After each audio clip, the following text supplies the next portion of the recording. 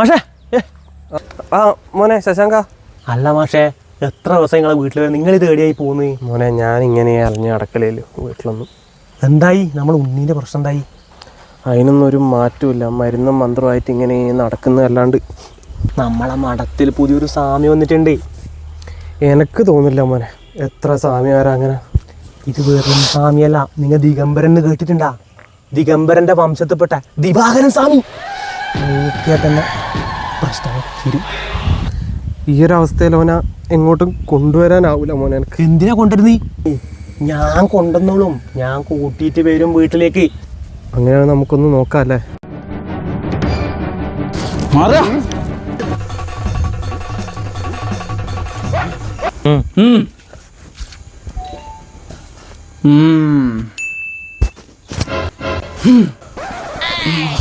പണ്ടൊരു കണ്ണീര് വെള്ളം തുടക്കം തന്നെ പണിപാടിയെന്ന് തോന്നുന്നു.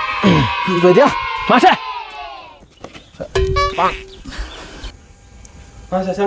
സ്വാമി ഉണ്ണി എവിടെ?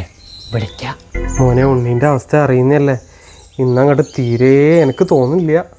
വേണ്ട, നോൻ പോവാ. താൻ ഇങ്ങോട്ട് വരിക.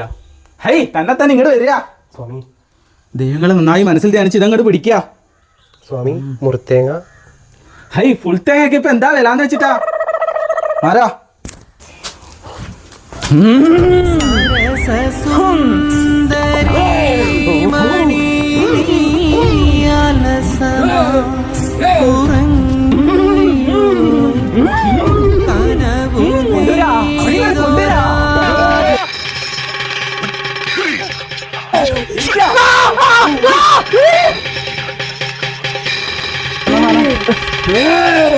ജളകടാക സംരംഭം പ്രപഞ്ചം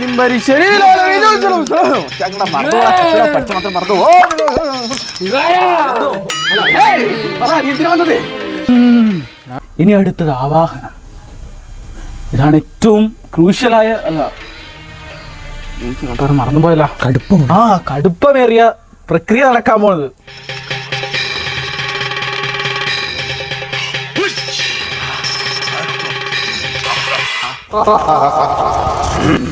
ഇതൊരു പുണ്യമായ നദിയിൽ കൊണ്ടുപോയി ഒഴുക്കുക. അതോടെ ചെമ്പാ സരസസുന്ദരീ മണി നീലസമാ. മാഷേ, സ്വാമി. ഏത് സ്വാമി പോടാ?